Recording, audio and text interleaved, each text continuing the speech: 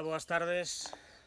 Grazas por estardes aquí mirando este vídeo, sexa cando sexa. Moitas grazas á Feira do Libro Virtual por me convidaren a participar e a presentar estes dous libros dos que vos vou falar.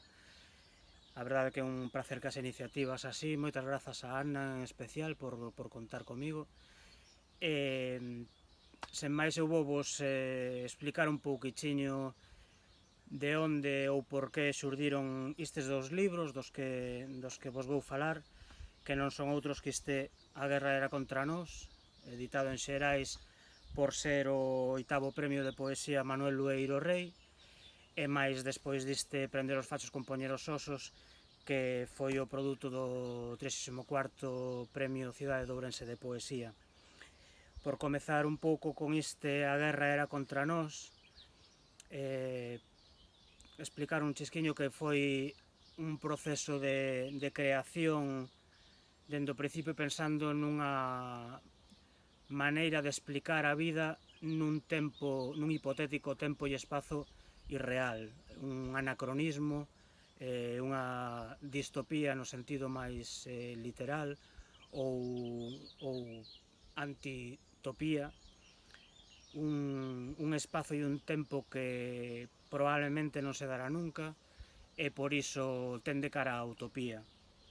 Este libro, A guerra era contra nós, intentaba falar ou explicar a humanidade, non nada pretencioso, dende unha narrativa collida das lendas, dos mitos. Era unha especie de exercicio de invención, un experimento para ver como quedaría, explicado nas miñas palabras, unha explicación da natureza humana. Intentei falar con rasgos ou con esquemas de lendas e de mitoloxías, imaginando un tempo no que alguén falase mirando cara atrás do bo ou do malo, cara atrás e cara adiante, porque, como xa expliquei nalgúna ocasión, no libro o tempo desaparece, hai poemas que falan en pasado, en presente, en futuro, aínda que non literalmente, sí que o contido intenta escapar un pouco, ou máis ben confundir na transmisión dos feitos do tempo e do espazo. Vou vos ler un primeiro poema deste libro. O libro non ten título, os poemas non teñen título, si teñen un primeiro verso ou unhas primeiras palabras en negriña para conformar un pouco esa nomenclatura ou esa taxonomía. Encargáronnos a reforma e redecoración do lugar sagrado e puxémonos mans á obra, enluvadas de fe ata os cóbados. Comezamos polos excrementos do cancérguero. Guindámolos ao mar con certa solemnidade, recitando pregarias en memoria de todas as nais que pariron de Boutelas. Barremos as faragullas do maná e as formigas herodias que sucumbiron ao noso don innato para cuspir a todo ser menor. Recollemos as obras da bacanal, limpando a fondo os vómitos, recoñecendo niles anacos da nosa mocidade lixérxica, noites nas que trousamos verdades que, contra todo prognóstico, non nos fixeron libres, resacas que nos levaron anéis, panos, mazás coloradas e nos deixaron unha depurada técnica para enxergar aldraxes. Acotío aparecía o corpo perfecto de algún deus borracho, amolando, pisando o chao aínda húmido, topando coas columnas. Por veces tropezaban cos caldeiros de auga e lixivia, e daquela desaparecía un pobo ou unha lingua. Alguén blasfemaba coa boca chea de collos, un maremoto esnaquizaba un porto ou unha cidade de nome estranxeiro, e en algures, sen que ninguén xamais preguntase como, xurdía un novo templo. Terrible e impoñente, como calquera outro manicomio, inzado de altos relevos, cicatrices infectadas, infestado de baixos relevos, feridas abertas, cos seus profusos demos estratégicamente apostados nas cornixas. O seu inventario actualizado de pecados baixo o altar, un mosaico de obscenas ameazas chapicando as paredes, as súas xofradas custodias enchidas de amor e tortura. Invadindo, aleatoriamente, parcelas reservadas para erguer un psiquiátrico, celebrar un festival, ou realizar un meticuloso simulacro da fin do mundo. Canto ás obras de restauración, de seguida nos decatamos da imposibilidade de compracer os acomplexados demiurgos sen previamente movermos todos os marcos e baleirar o moblevar, así que fomos disimulando ata a época das febres altas e as festas pagás, tempo que aproveitamos para redactar unha carta de despedimento e unha listaxe de enfermidades mentais que pagan a pena de perder unha batalla, pero non a guerra. Arrincámonos os restos do uniforme do Exército de Salvación e, confundidas entre a multitude a xaneira do Entroido, armadas de valor e outros artefactos igualmente inocuos, comezamos a semear o abismo que agora vedes aos vosos pés.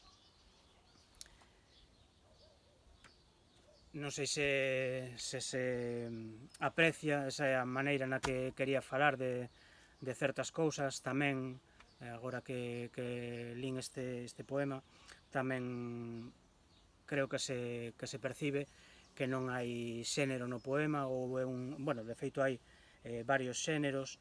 Xa hai tempo que procuro que o eu poético sexa un eu poético real, no sentido verdadeiro, no sentido de que non son eu quen está a falar, sino que poderían ser varias voces a través de min ou a través do que escribo. Por iso moitas veces o eu feminino non é un intento de apropiación ni moito menos, é un intento de dar voz, porque no meu pasado tamén, vendo o que vedes aquí detrás, que non é outra cousa que unha horta da miña familia, sei que antes de min houbo mulleres na miña familia, aínda as hai no presente, e tento que os poemas falen tamén a través desas voces que eu intento introducir na miña cabeza.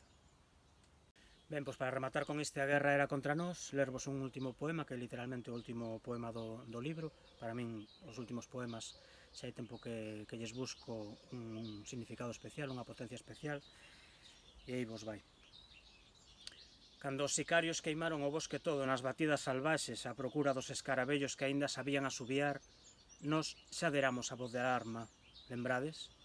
Aprendemos de cor os seus nomes cos seus simétricos apelidos e os algoritmos que se agochan tralo número de filamentos nas súas extremidades, cansas de acariñarnos por trás das orellas sen que nunca chegásemos a comprender aquela linguaxe baseada no tacto. Pero tamén aprendemos a lanzar pedras contra os escudos de policarbonato, facer buratiños dunha redondez perfecta, case romántica, por onde fitar os ollos do terror ou o seu número de placa. E preguntarlle se deixou o gas aberto, ou que almorzan os seus fillos antes de saíren á rúa, ou se poderían xurar que non escollen ladrón cando xogan cos fillos do mestre, da médica de familia, do asasino do sexto. Puxemos a traballar as máquinas de coser e o enxeño, copiamos os patróns das faldriqueiras para contarnos e guardarnos os segredos dun xeito tribal, sen despidos improcedentes ou deslocalizacións, e bordamos nos extremos dos panos xeroglíficos que o explicaban todo do caótico xeito de voar e mover as mandíbulas as bacalouras, odas a súa destreza para permaneceren eternas no interior das gotas de sangue das costureiras bonitas. Bailamos e cantamos como quen inventa a chuvia, para que as vindeiras xeracións non esquecesen canto e como doe ser feliz, e ficamos afónicas de tanto poñer o grito no ceo, isto é, a turuxar. E as mans sobre o ventre facendo a figa para desviar as olladas, os disparos e toda a atención cara a outros sexos que fosen culpables ou opacos. Cando os sicarios entraron polo portelo no seu intento de devastalo todo por enésima vez, perseguindo as formigas que ficaran na retagarda, nós xa queimaramos o cemiterio e os nosos mortos para que a historia non se lanzase pornográfica sobre iles.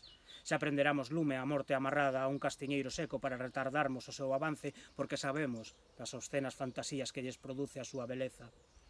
Nos estudamos as enciclopedias e os tratados de alquimia, rasgamos uniformes e fabricamos pistolas con pinzas de tender a roupa, reservamos mesa nos restaurantes máis caros e luxosos e degustamos o menú con sobremesa incluída que se serve en todas as bodas forzadas de Occidente antes de escachar a louza e as copas contra o mármore e marchar sen pagar, sen presa e coa cabeza ben alta e a ollada desafiante.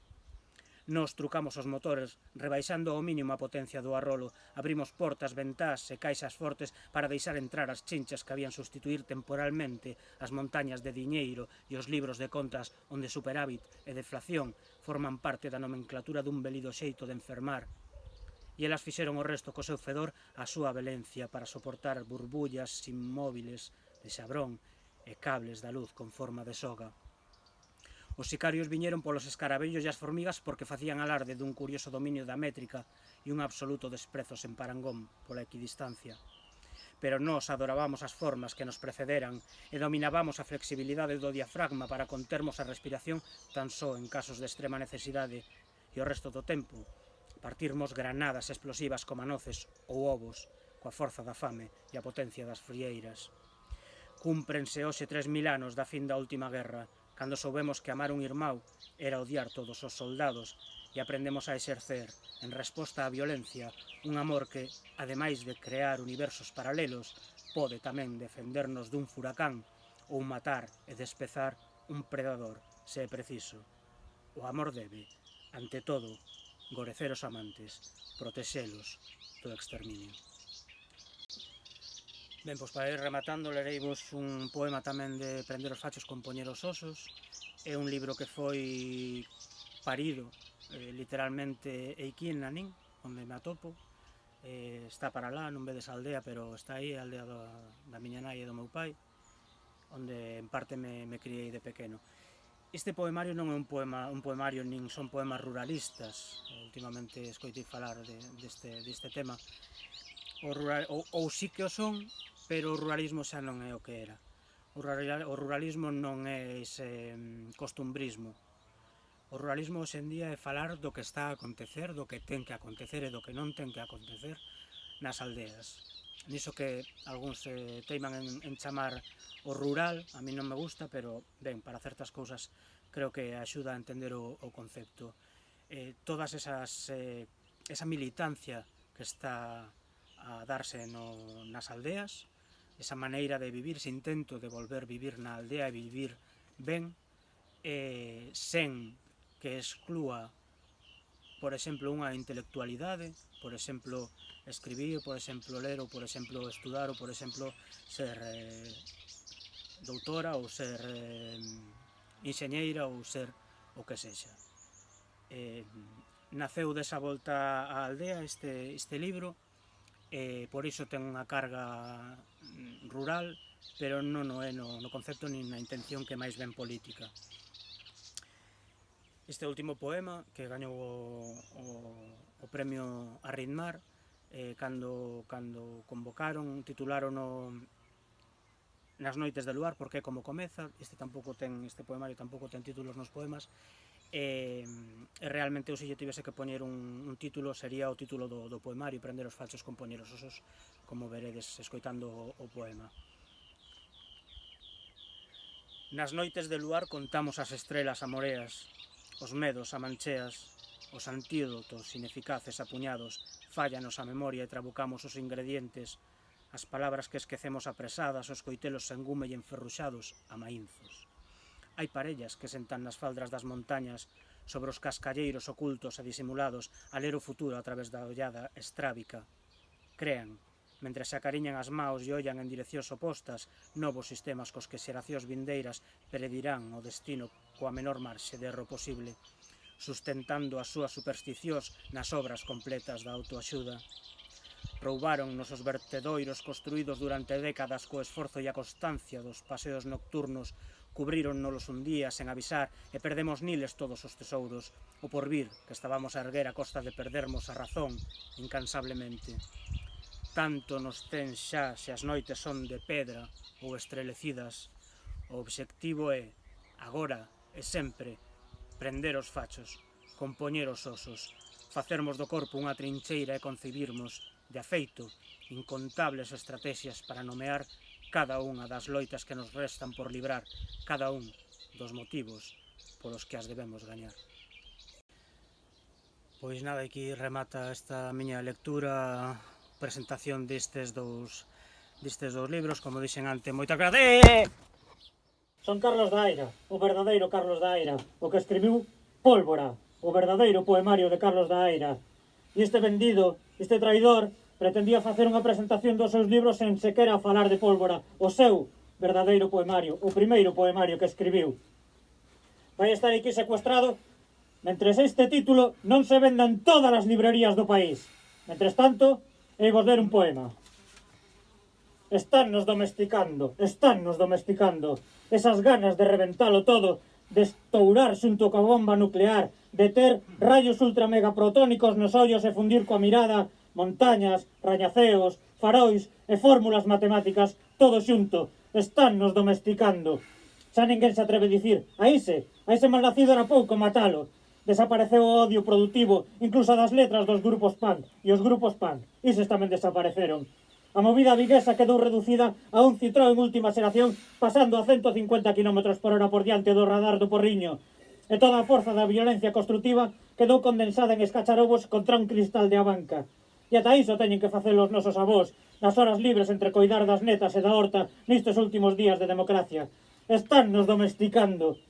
Xa non rebobinamos as casete con aquela axilidade nas articulacións, e é por iso que esquecemos que un bolivic cravado nos ollos é unha arma tan válida como o verso mellor escrito, e non sabemos do poder da poesía, porque xa ninguén se atreve a recitarlle un verso de Lois Pereiro a esa porra que vais a 100 por hora cara a nosa mandíbula tan ben preparada grazas á evolución para recibir todas as hostias do progreso. Están nos domesticando. Falamos en linguas mortas e morremos de tanto ter as linguas mortas. Mórrenos a fala e inventamos novas linguaxes mortas para morrer matando as poucas ánimas mortas que se nos aparecen en pesadelos para lembrarnos que os soños doces xa morreron e a morte está máis preto do que cremos. Están nos domesticando.